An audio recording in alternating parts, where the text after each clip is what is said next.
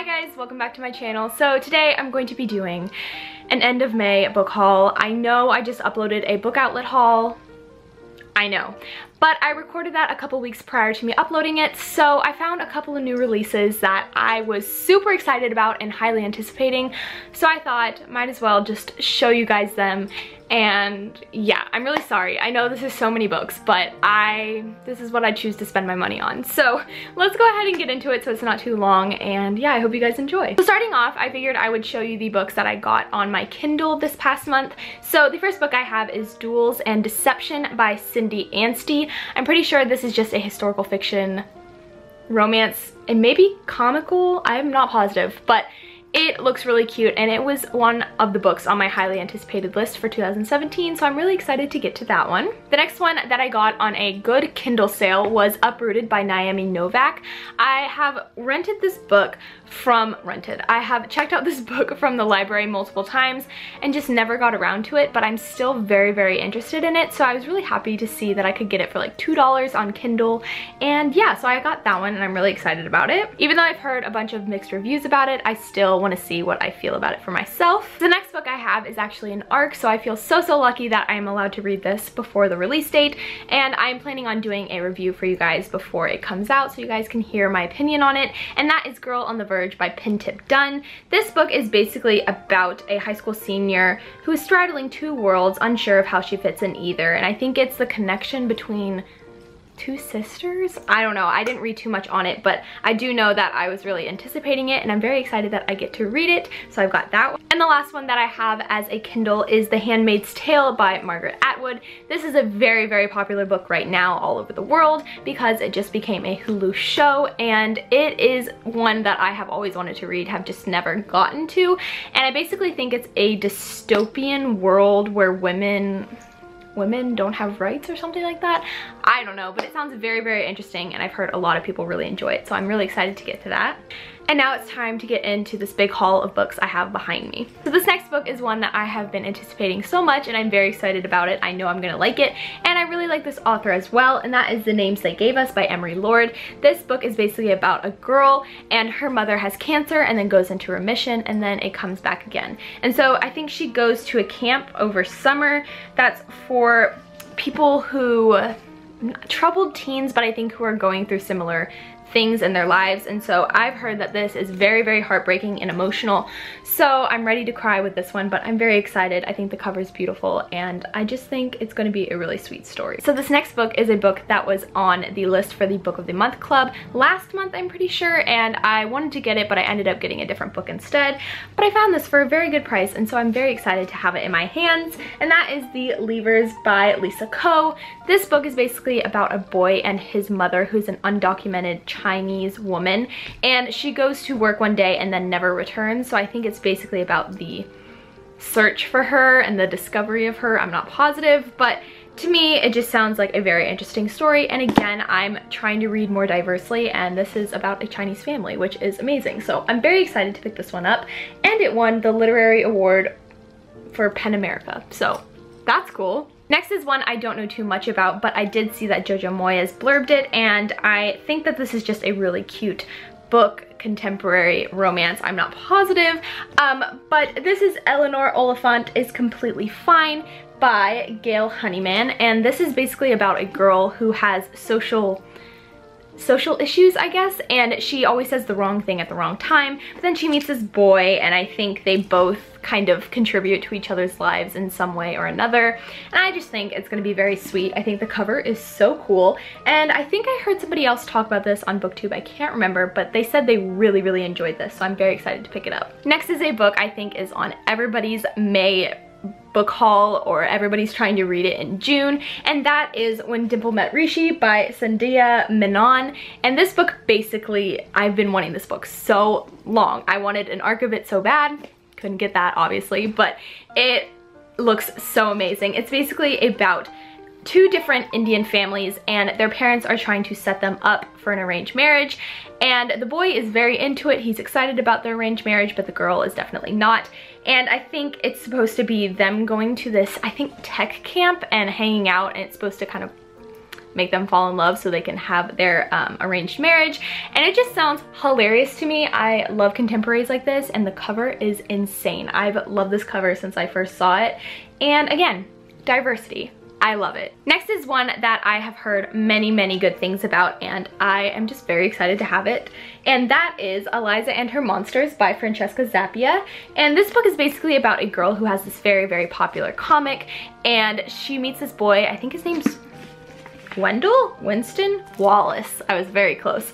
And he writes fan fiction, I'm pretty sure, fan fiction for her comic, and they meet, and I think it's just supposed to be this really sweet story, but also I think she has a lot of either social anxiety or a lot of stuff going on in her life, and so I think it's supposed to be a very important view on that as well, and so I'm very excited about it. It's very thick, but I don't know, I think it has illustrations from the comic, which is so exciting to me, and I am just very, very excited about this one.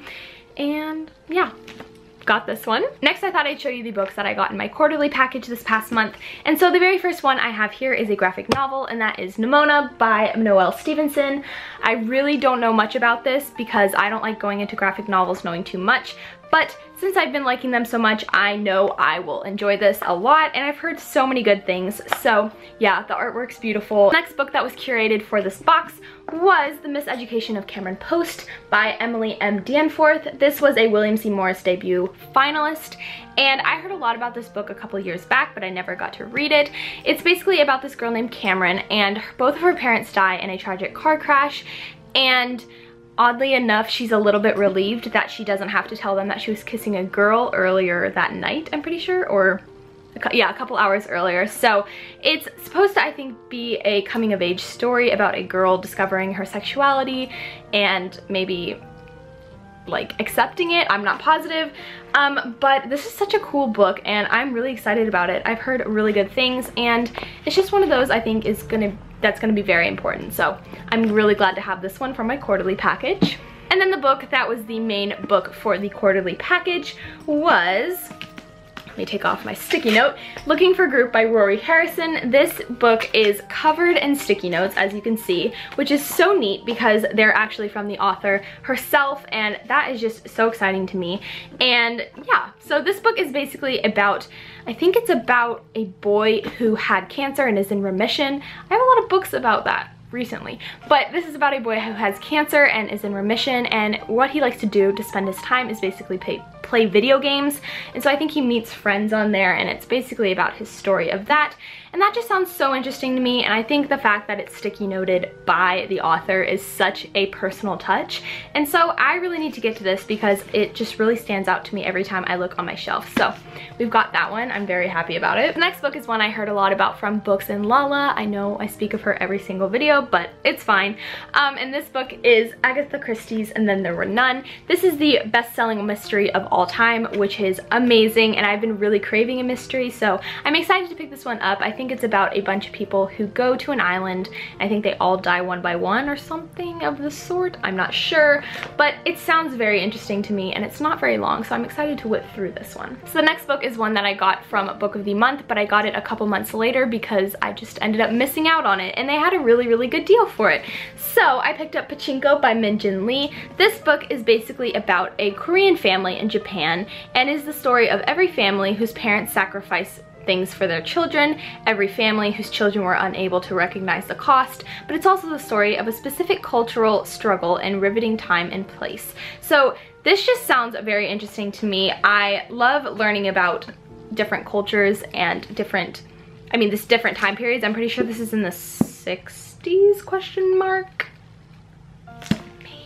I'm not positive, but again, I've heard really good things about this, and it's diverse, and we love diverse books over here. So we've got this big chunker right here. We're almost done, I promise. The next book I actually have already read, and that is The Girl in 6E by A.R. Torre.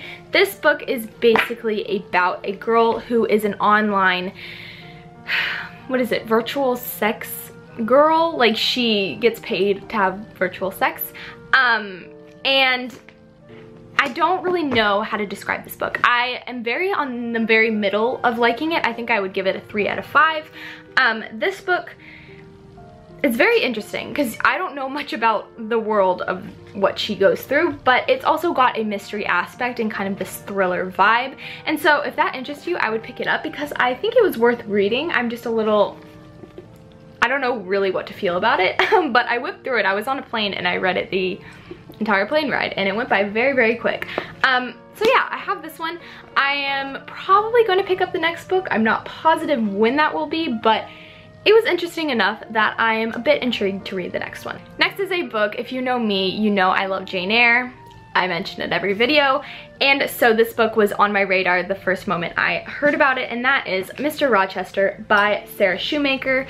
This book I think is basically about the made-up fictional background and life story of Mr. Rochester, who is Jane Eyre's love interest, and I am just fascinated by this because I love me some Mr. Rochester, and to hear what someone makes his backstory be is very interesting to me, and I would just love to know how he grew up and what kind of person he was. So I'm very excited about this one. I just kind of freaked out when I saw it because I forgot that it was coming out this past month. So I picked this one up and I love it. This cover is so nice and it's gonna look really nice next to Jane Eyre. Next is one that was really popular this past month and I knew I had to pick up because I love Renee Ahdieh, and that is Flame in the Mist.